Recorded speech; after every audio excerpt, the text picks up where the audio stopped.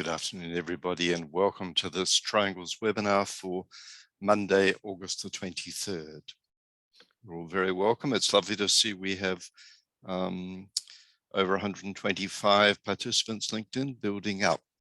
So that's good. You're all very welcome. Kathy's away, and I'm happy to be your host for today. My name is Steve Nation. As most of you know, these regular weekly Triangles webinars have two major goals, both of which aim to strengthen the planetary network.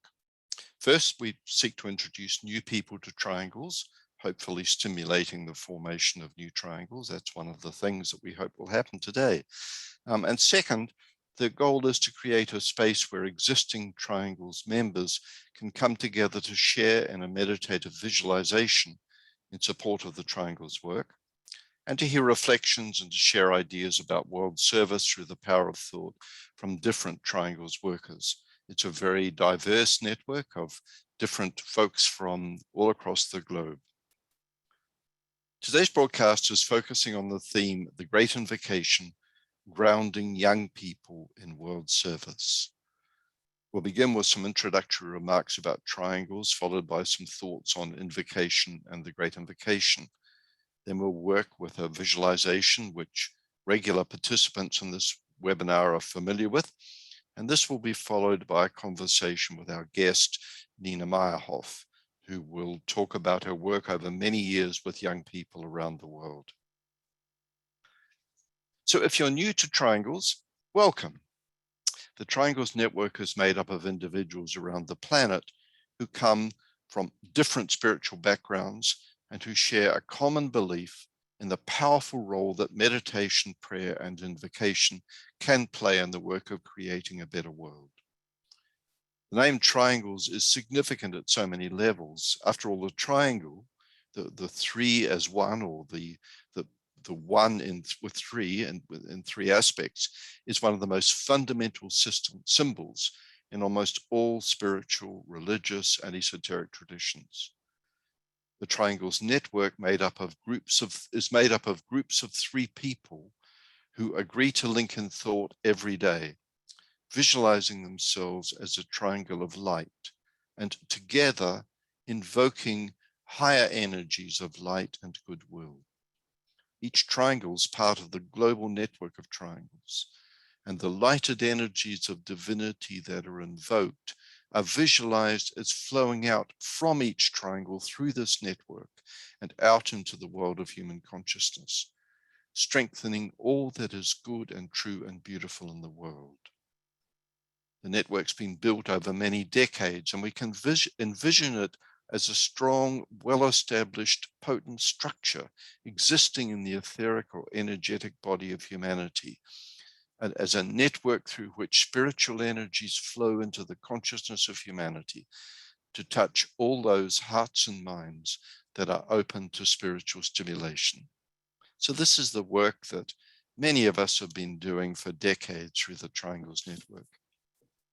Many participants in the network draw at least some of their spiritual inspiration from the esoteric and theosophical teachings that are found in the books by Alice Bailey.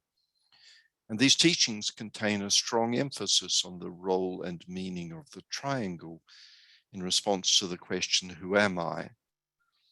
And the triangle of energies that lie at the heart of the spiritual path, and that are particularly significant in bridging between the worlds of spirit, soul, and incarnated personality. Triangles is one of the service activities of the Lucis Trust, the umbrella organization established by Alice Bailey.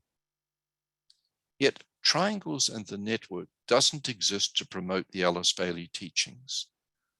Triangles workers come from different spiritual traditions, and what unites them is their shared use of the Great Invocation and their willingness to use the power of thought in service of humanity.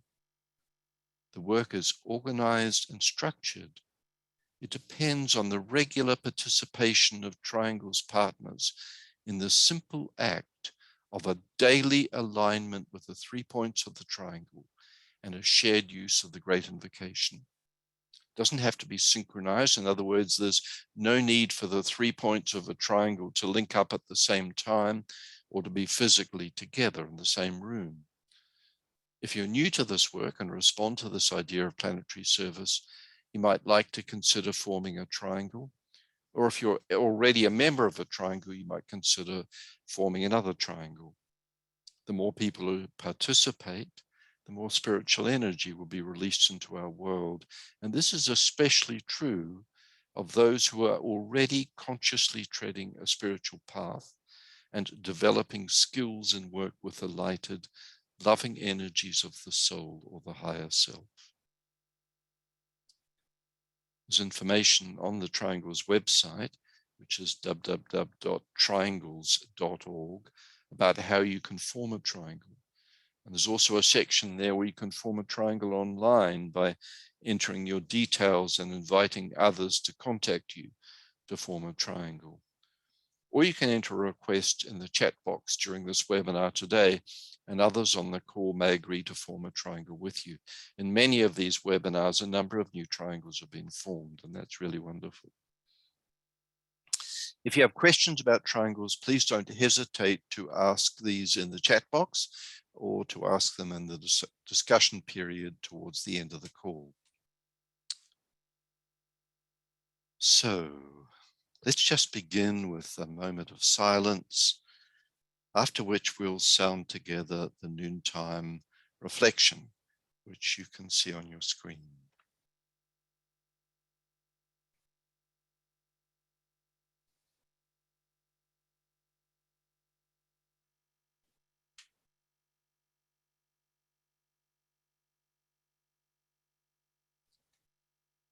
We know, O Lord of life and love, about the need.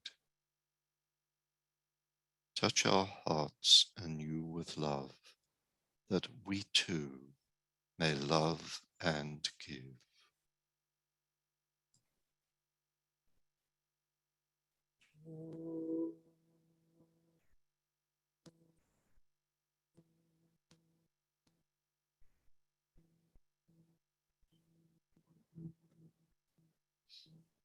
On the call today, we're going to be focusing on the theme of the Great Invocation.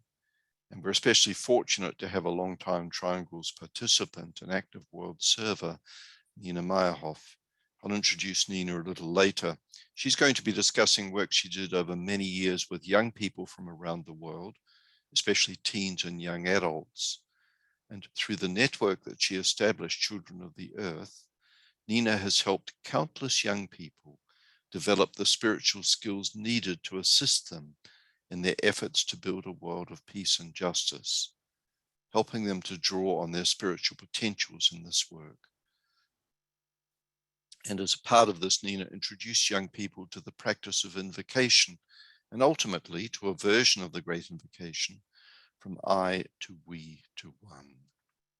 So with this in mind, the theme of our call today is the Great Invocation, grounding young people in world service. Invocation is a fundamental element of the Triangles work. It really is central.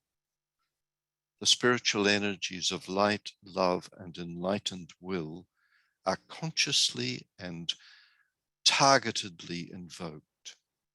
They're called forth from the reservoirs which lie at the very core of our being.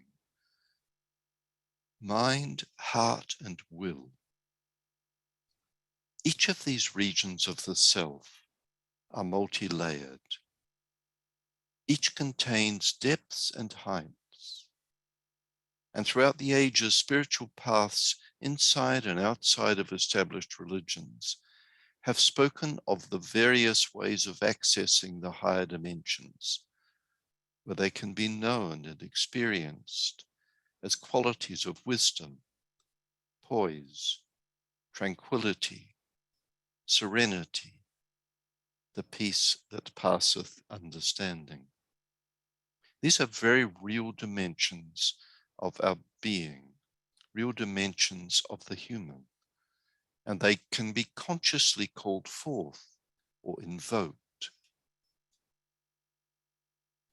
First, there must be the recognition that these aspects of soul or self exist, that they are real.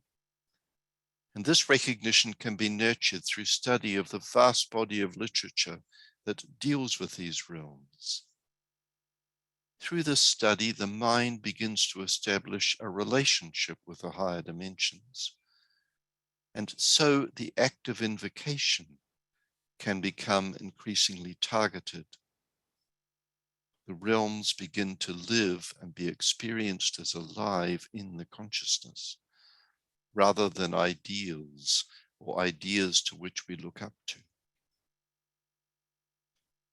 The Great Invocation is directed towards the universal aspect of the soul.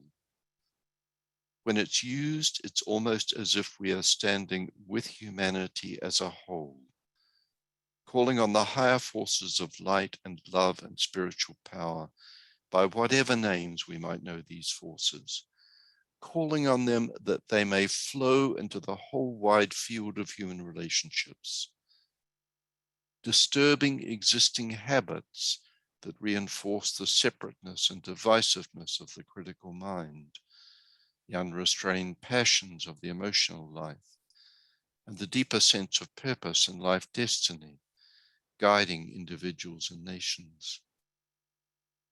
The invocation call is directed to the point of light within the mind of God, the point of love within the heart of God, and the center where the will of God is known.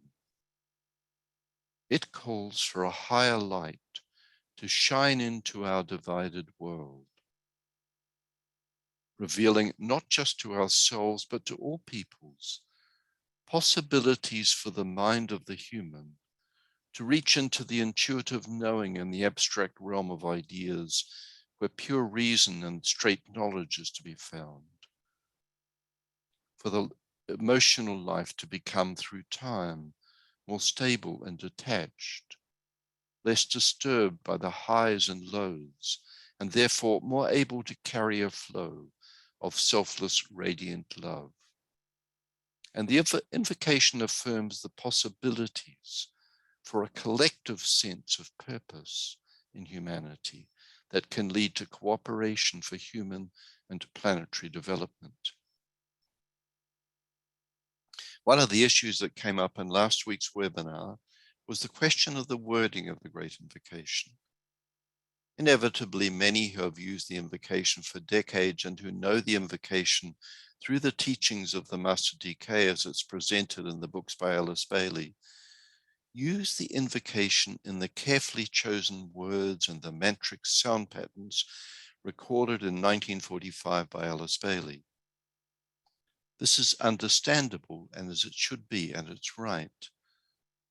The word man used in this original invocation refers to humanity as a whole, and it draws both on the widely accepted language of the time in which the Great Invocation was delivered and on the Sanskrit derivation of man as manas, or mind.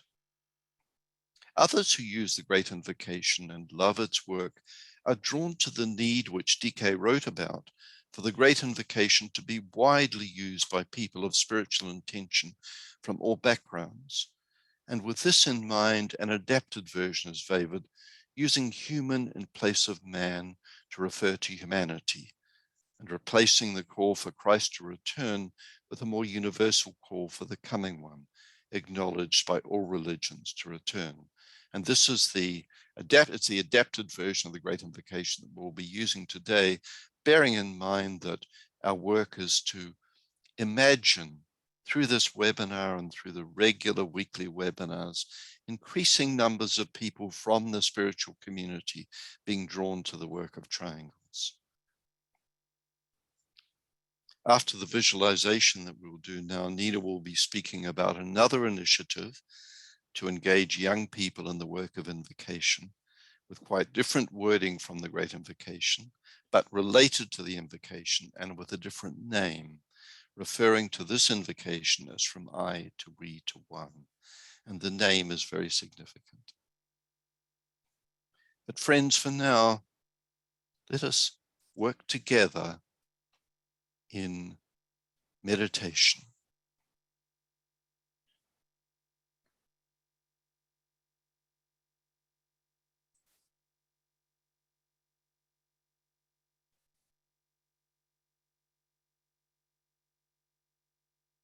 Group fusion.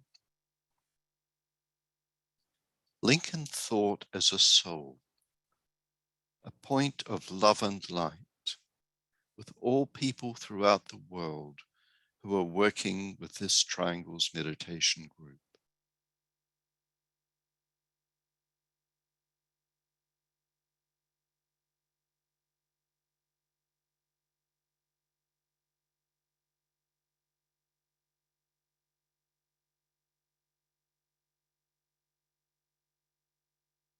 And say together,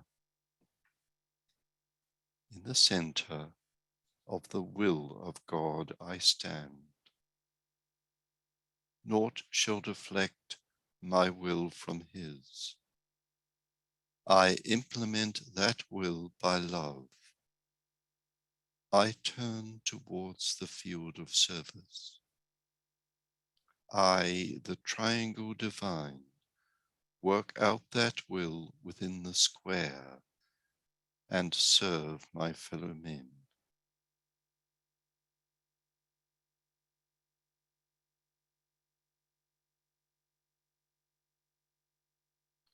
Using the creative imagination, imagine two other points of light, two other individuals, visualizing them as points of light.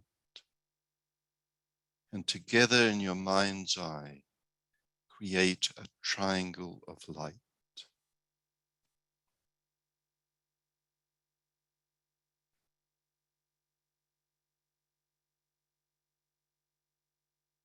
And visualize this triangle as an essential part, a living, pulsing part of the radiant worldwide network of triangles.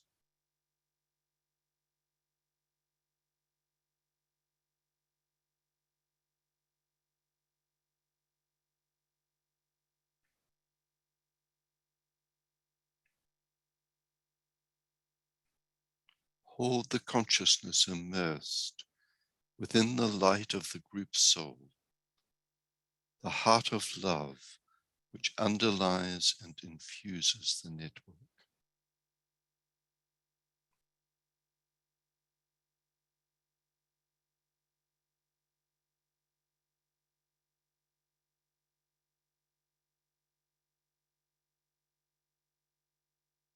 And now lift your consciousness to the heart of love at the center of the spiritual hierarchy, the world teacher at the heart of every triangle.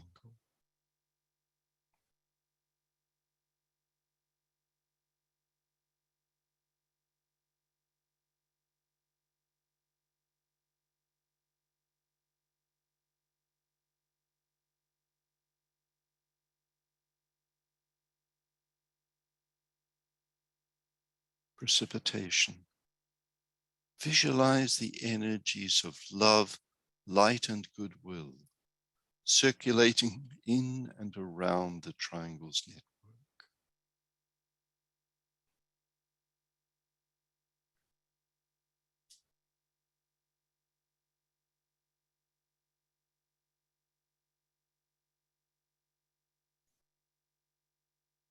These energies unifying and eliminating all divisions within humanity, purifying, lifting, healing, and transforming human consciousness so that human beings are engaged in the work of establishing bright human relationships.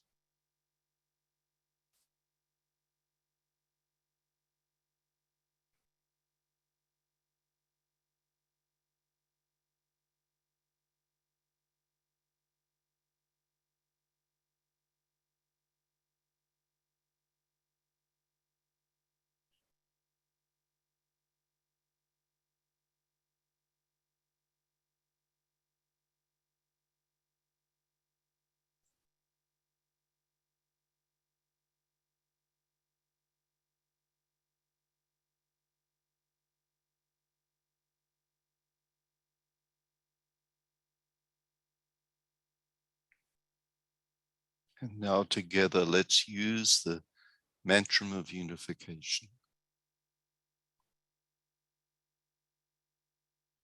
The souls of all are one, and I am one with them.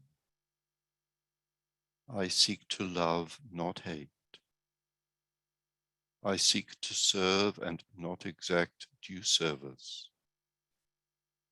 I seek to heal, not hurt.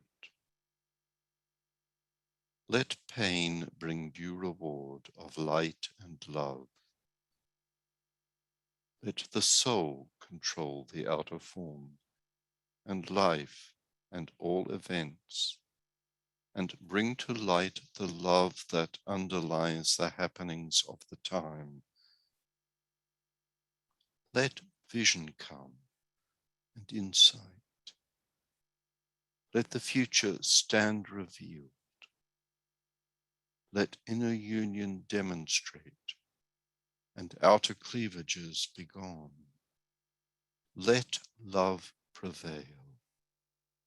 Let all people love.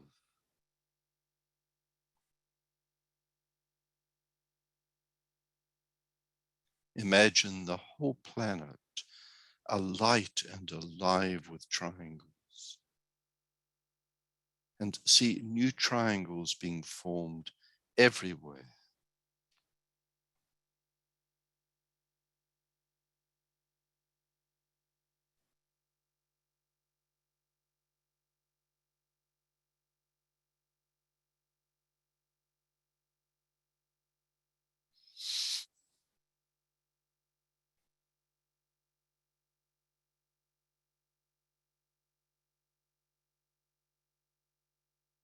And now together we'll work with the Great Invocation, silently or aloud as you wish.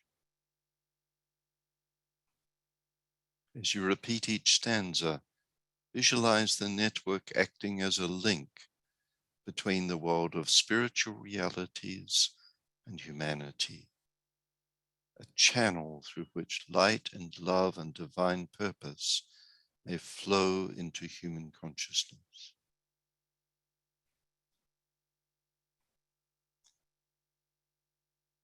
From the point of light within the mind of God, let light stream forth into human minds.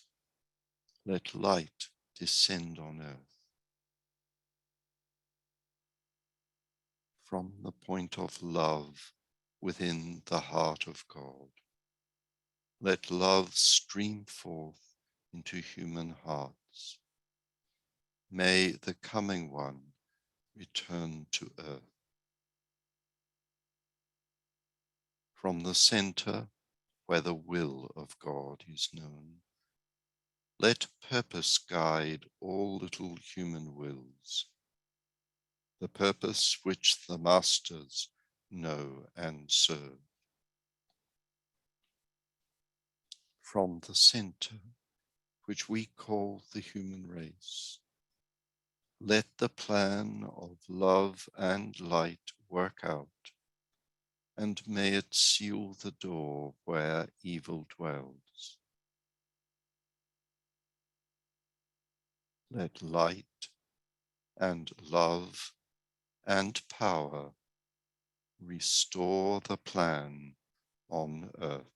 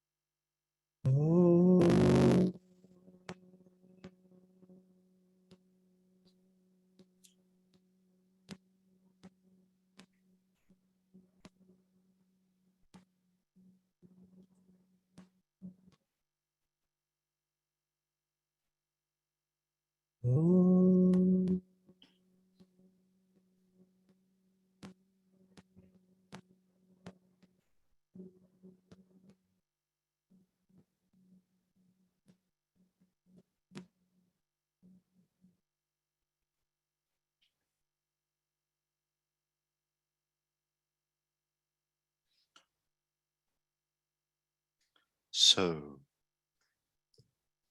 thank you for that.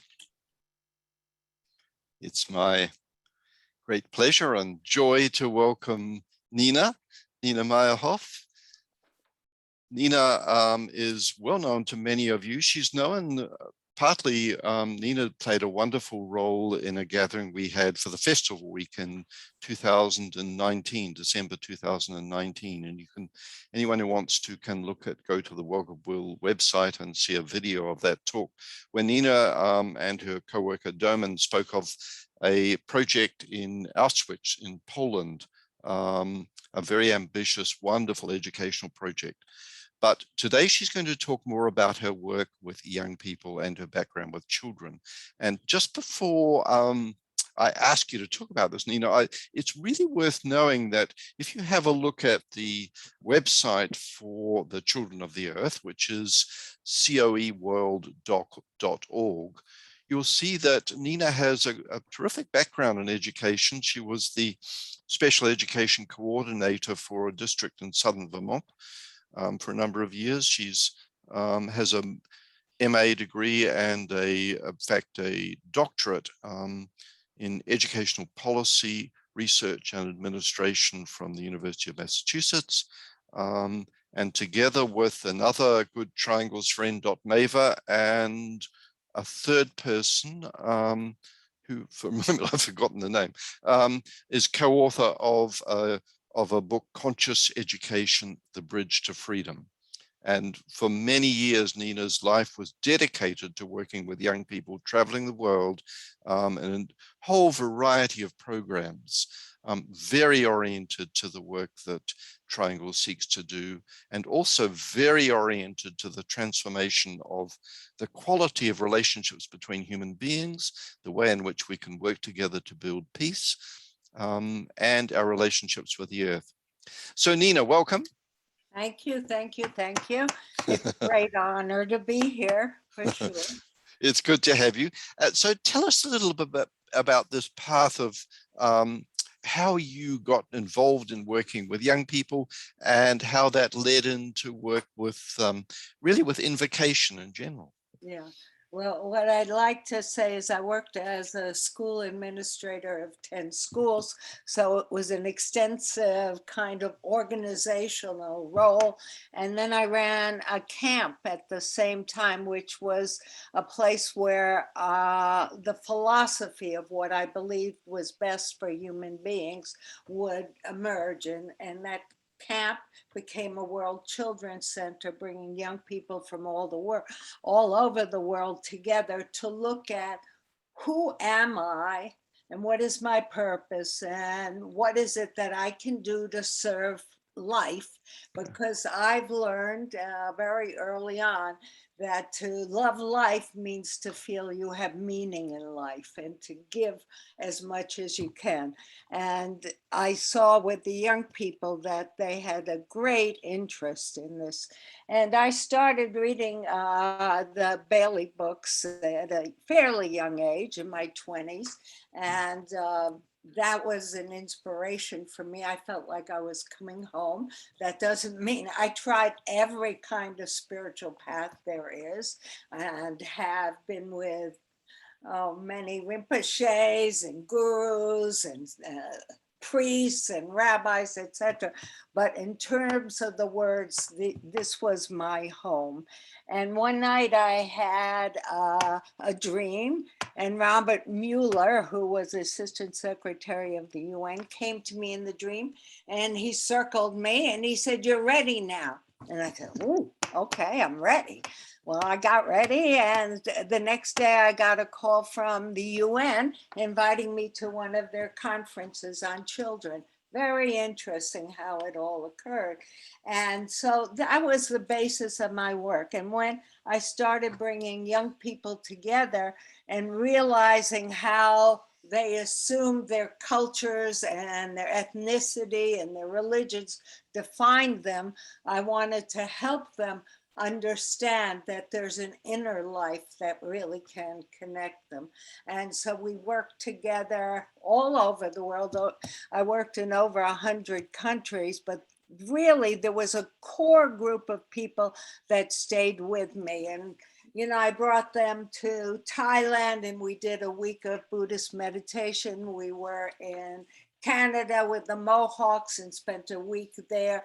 We went to the UN conference on human rights. We brought 150 young people from war zones together to look at what is suffering and how do you rise above it? And then they presented to the General Assembly and the ambassadors. So yes, my work has been through the young people and with the young people, sort of holding them, embracing them and encouraging them to really explore who are they and what are the systems that they believe in that could emerge in the future. Because what we know is we don't want young people to imitate what's come before. We want them to begin to design what's in their consciousness and bring forth new ideas. And if they don't feel insecure about that, then they can begin to offer all of us the kind of information we need. And I think it's very interesting because right now I'm working with graduates of our program and they have children, and we're going to do a program with those children. Wow. And yeah, and the whole idea is from one generation to the next, to the next, to the next, because if we want our world to succeed, we have to empower these young people, because consciousness progresses over generations. And 2 generations down, they're going to be thinking different than us, and they're going to see differently than us. So anyway, we had a core group of young people that came together and we worked very fervently on the adapting the Great Invocation. Now, if you look at the title, and maybe we could bring up that page if you don't mind, from I to we to one. Hello. And maybe not. If we do, that'll be good. Sorry. That's okay. Okay, so if you look at the title from I to we to one, that is the deepest understanding of where we want to go with humanity, to really reach that understanding that we are interconnected, interdependent, and united as one. And it's very interesting. If you Google now One Humanity, it's very available, the concept. When we started, it wasn't. So here, for the young people, as you know, and I think probably for you too, very few people like to be told what to say and how to do it, yes? Especially young people, because they want to feel empowered. So this core group, we spent a week together. We spent time offline and online, and then in the physical reality together, designing what it is that we could take and really unite us. Now, prior, we'd always done affirmations and visualization, but every time it was different. This was a way of really uniting us. So, and because, and there are several young people in the group that had followed this path before, we took the Great Invocation and we worked with it in terms of what is it that they could identify with. And if you see the word oneness in this, it's definitely something that we all were working for. In fact, in 1990, that long ago, we presented a declaration to the United Nations at the World Summit for Children, and it was all about equity and oneness, even then. So I'll just read this to you so you can feel it and how they altered it, and yet it contains the same vibration and the intention, and that's the most important thing. And I think that, if you can imagine, we all did it together all the time for the openings of meetings, different types of closings of meetings. From I to we to one, from the point of light within the mind of oneness, let light stream forth into our minds. Let light descend on earth. From the point of love within the heart of oneness, let love stream forth into our hearts May love increase on earth. From the center where the will of oneness is known, let purpose guide our wills, the purpose which the holy ones know and serve. From the center which we call humanity, let the plan of love and light work out, and may it transform darkness into light. Let light, love, and unity heal our world. Let light, love, and unity awaken humanity. Let light, love, and unity cultivate peace and harmony on earth. And as you see, we adapted this from the Great Invocation. And I want you to know we dialogued on each word within this invocation because it was so meaningful. Did harmony, was that the right word? Did it belong here or there? What does it mean for the heart of humanity? I mean, so young people were really looking at it. And then we developed cards, and they could put them in their pockets and keep that with them and use it as sort of a yardstick. And we continue to do that. So yeah, we were, and we are, excuse me, a spiritual organization for young people that has been on the cutting edge of what it is that we believe can emerge, the Great Awakening now. And yes, I'm in touch with so many of them, especially in the core group, who are so aware of what can occur.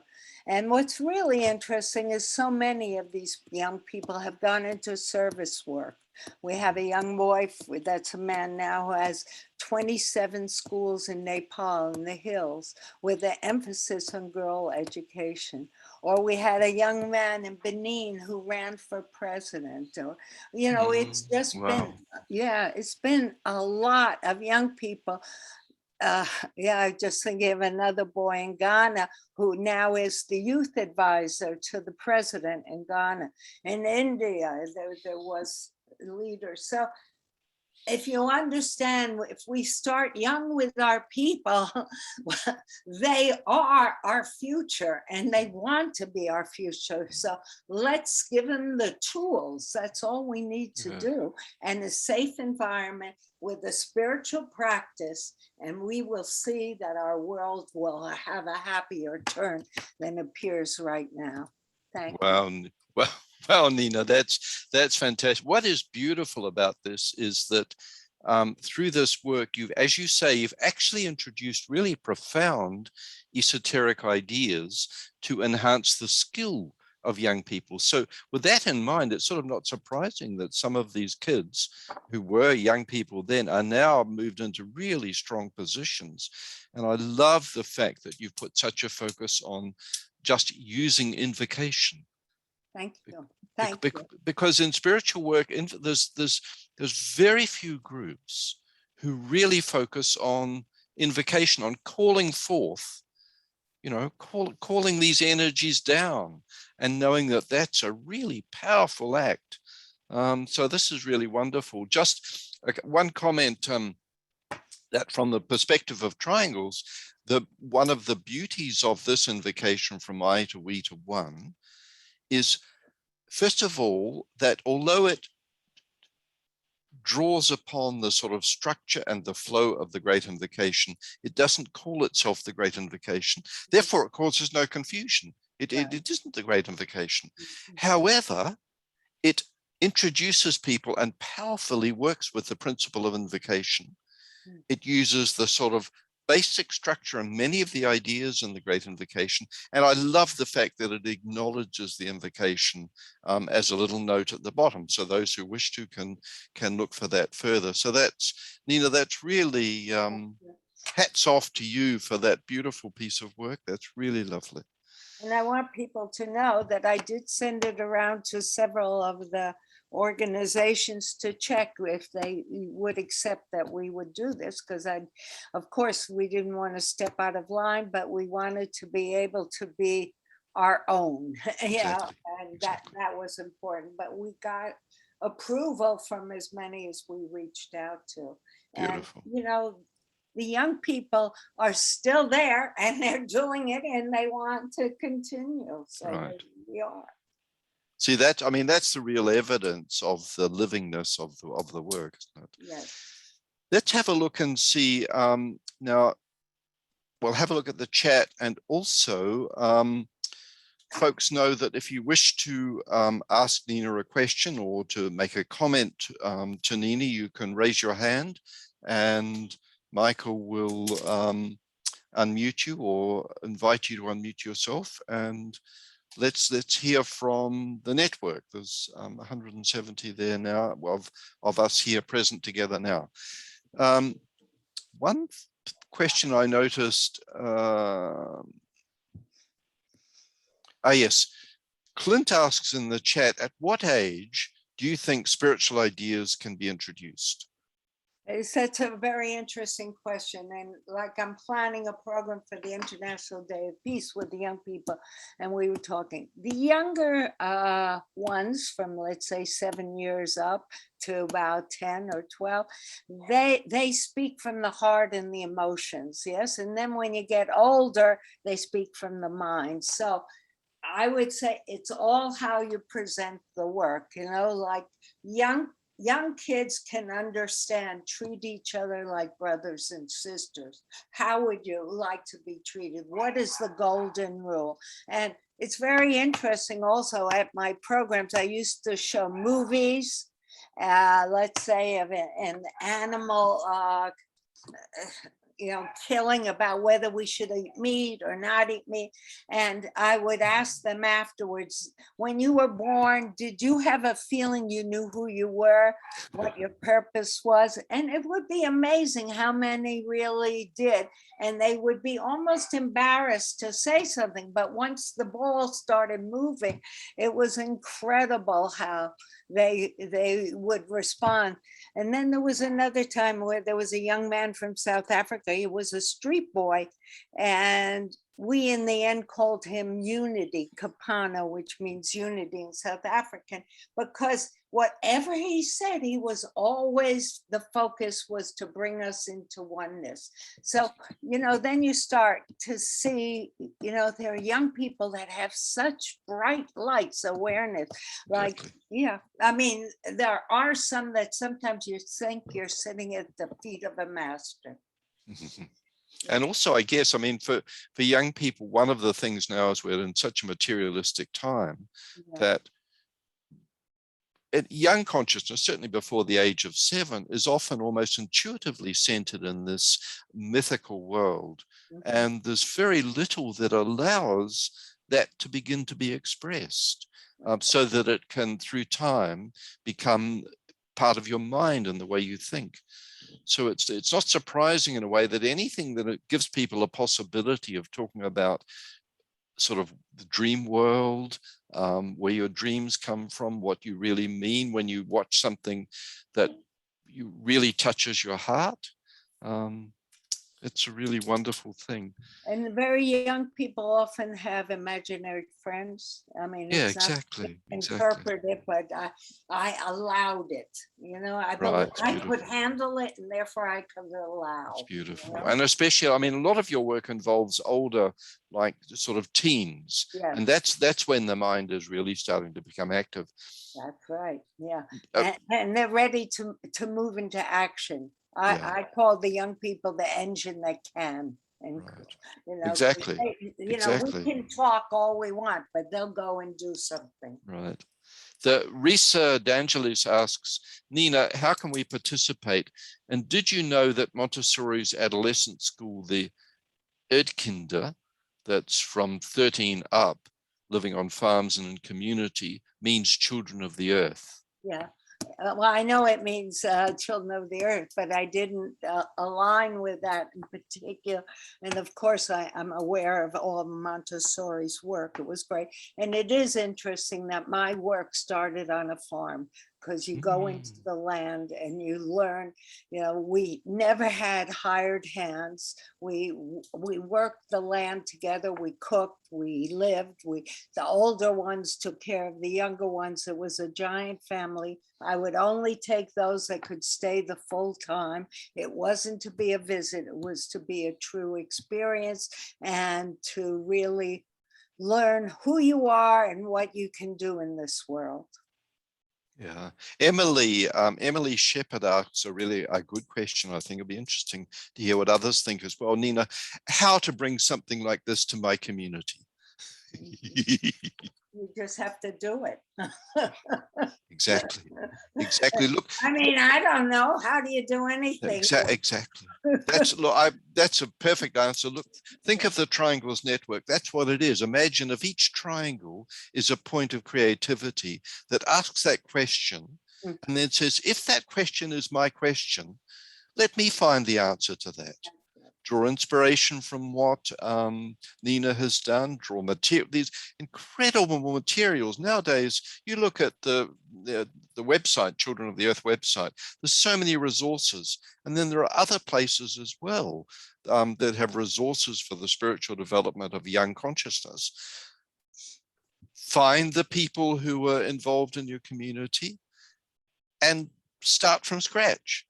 I bet you, Nina, when you started, mind you, you started out as a special ed advisor. And a lot of people, to my way of thinking, they don't think of their profession as a spiritual place of service. And so if you see whatever you're doing, but if you're in the teaching field,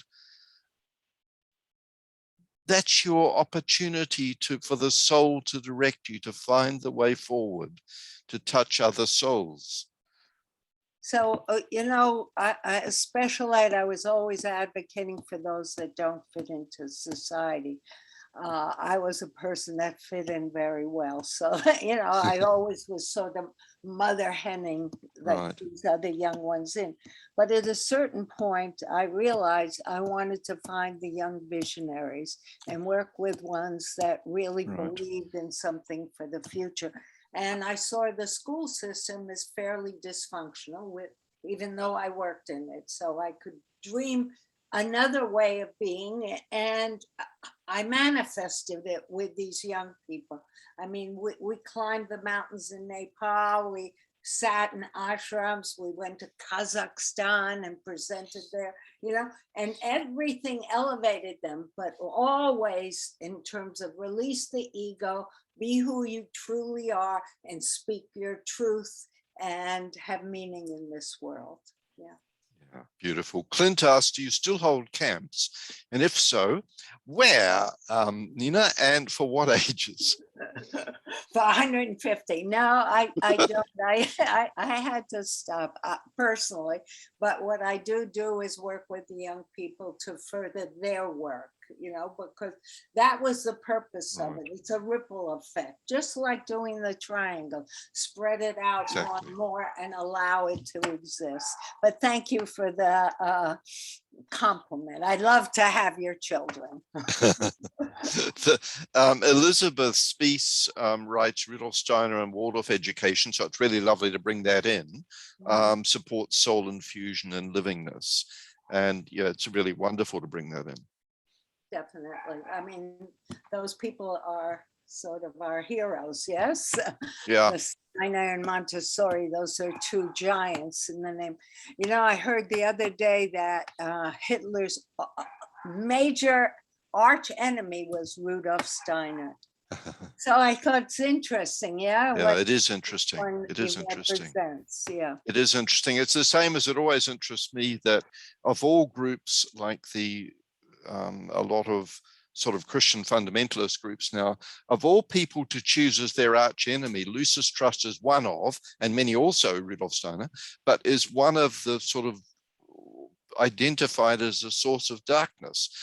How strange, but occultly like there's meaning in it. But it's there's nothing outer could explain why a movement would choose such a small, little, apparently insignificant group as Lucis Trust, and yet because there's a lot of power in the ideas. And now there are so many ideas that carry that occult power. There's so many groups and movements that carry that power.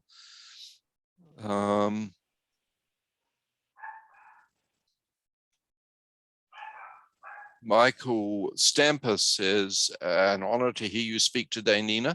Thank you for your words and inspiration and a great adaptation. And then he thanks Michael and I, which is very kind. Thank you, Michael. Isakan from Benin in Nigeria sends greetings. My question is, will this adaptation of this invocation affect the potency of the original Great Invocation? And she thanks you, Nina, for the work you're doing. Isakan, by the way, is a senior administrator, has been in the registrar's office at the University of Benin, and has done terrific work in education, and in the city of Benin in Nigeria has done a terrific job in bringing together particularly academics around goodwill themes for World Invocation Day and many other times. She's a very fine co-worker. Well, thank you. You know, I cannot answer that. Maybe you can, Steve, but I want to say that my adopted daughter is Nigerian. So I have a special feeling for you. And she started Children of the Earth Nigeria. And I forgot the name of the city. Okay, so let it go. Yes, Isakan. Well, my response to that would be that something like this, from I to we to one, that's designed specifically for the purpose of working with young people, and that actually involved young people in producing this invocation, the energy contained in that is simply another expression of the Great Invocation. So rather than reduce the potency of the original invocation, to my mind, it's like an echo of the same sound. Yeah. And it's an echo that can reach out probably wider than the Great Invocation can. It doesn't mean that those of us who really love the Great Invocation shouldn't put our attention to that, but we should see it as one spirit of invocation arising from humanity, being concentrated into these different forms. One form is a Great Invocation, for which we have, those of us who love the teachings have a responsibility for. But this is another expression of that same energy. So that others may have other thoughts. Yeah, well, what I'd like to add, Steve, because I so fully agree with you, is that I still have a stronger feeling for the very original. So when I see your adaptation, I don't identify it with it much. Yeah. But on the other hand, what I feel from I to we to one, because we put so much energy as a collective into it, it vibrates with the same essence, you know. It holds the meaning. You know? It's not the words. Right, exactly. Internal part. Yeah. No, I understand. And that's good to know. So I'm very pleased for people to hear that in your work with the actual Great Invocation, you prefer the original. And there's so much variety. Within the Trust, in most of our basic work, we use the original. However, we make an effort to use the adapted version to show that we're not saying that the adapted version is in some way inferior. It's just that it's really aimed at a different audience who might have initial reactions to the word man and also to the word Christ. But the Tibetan has said that we should work with the words in terms of the audience we're working with. And it's really just a question of keeping true to the spirit of the invocation, the potency and power of the invocation, and a little bit of experimentation. And particularly, if you're using something else, don't call it the Great Invocation. That's all, because otherwise you cause confusion, and then people don't know which is which. So Risa says, again, I think, but how can we participate with Nina in her work? That's the thing, Nina. You and Nina's work is a template. Exactly, it's a template. That's a lovely way of looking at it. Yeah. You know, I never know, because I never know what I'm going to be doing next. I really follow my footsteps, and my footsteps led me to Auschwitz, which was sort of my origin and was the inspiration for my life, because my parents were survivors. Yeah. But Right. I'd never taken that on as meaning. But as I walked around the world and I ended up like a spiral in that dot, I know that it's my intention now for my life to use that and go back to the essence and build new. But please know that's all following the spiritual path. It's not like I had an idea and I went for it. This, you know, that's the process. Is once you give yourself to this process, it's been interesting. My life has been a miracle. I don't know if I would choose it, but it's been a miracle. Yeah. That's a beautiful thing of the discipleship path. Yeah. And I think that many people who participate in this work and participate in the triangles worth it, and often from different spiritual traditions, in their own way would be able to speak authentically of something similar.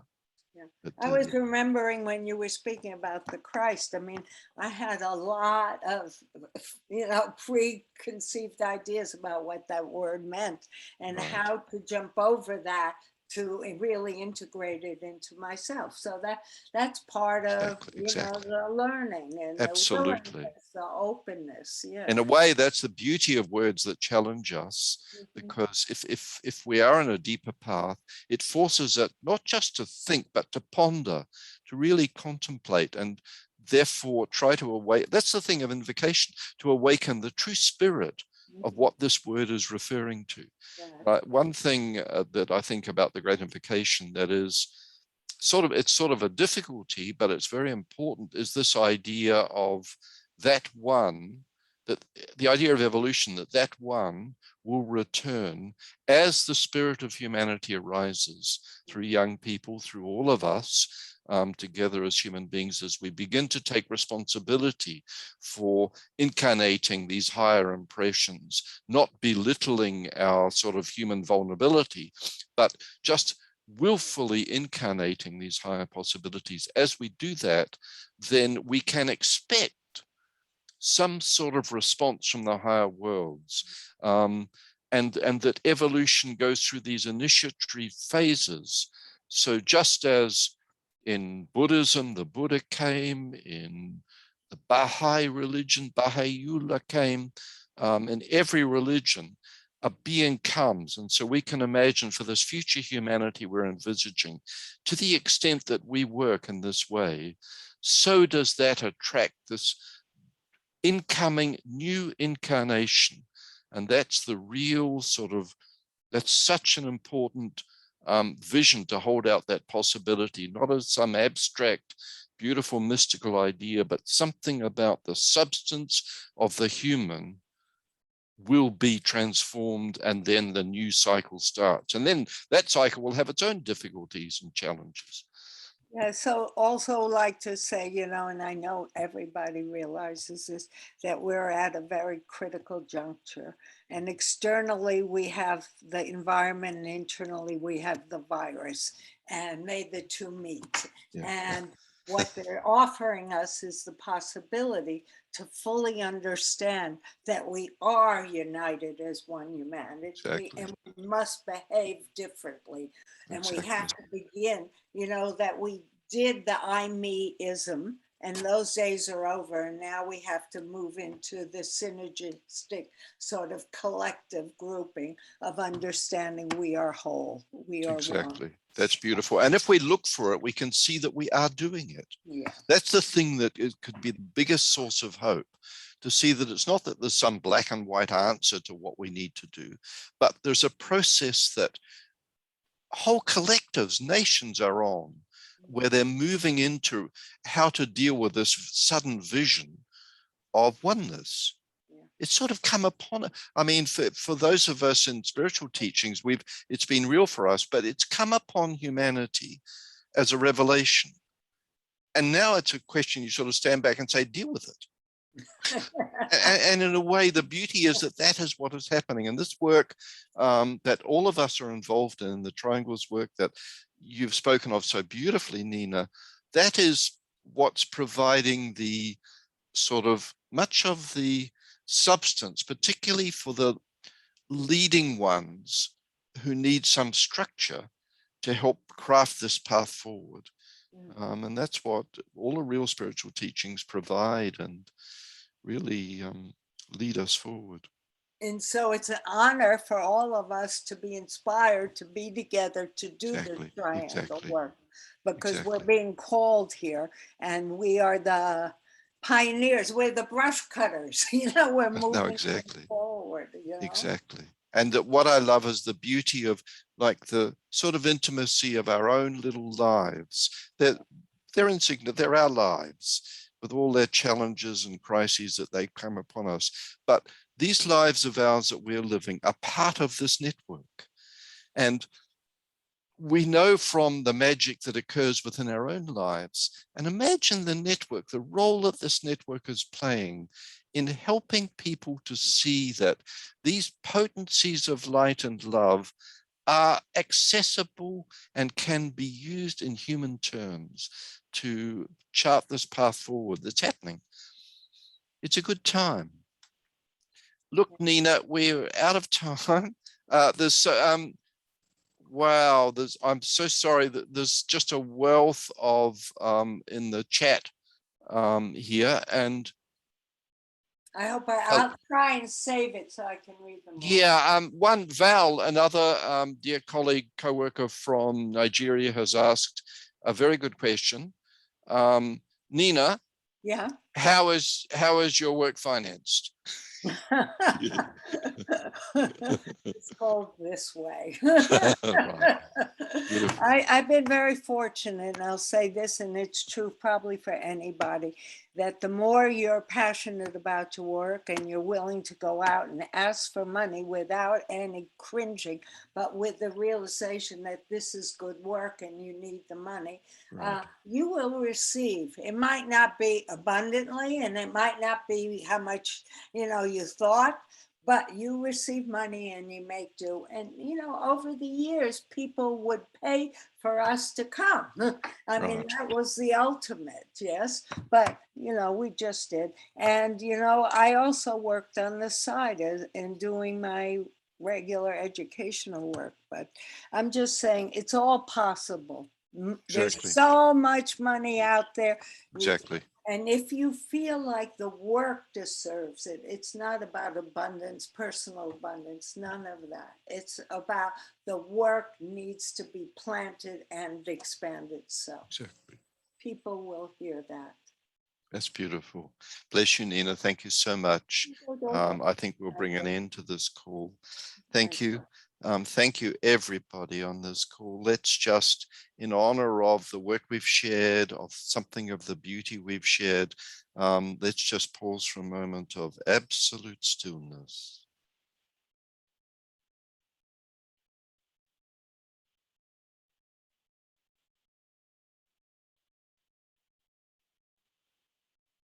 Let light and love and power restore the plan on earth. Thank you, friends. Thank you, Nina. Bless you.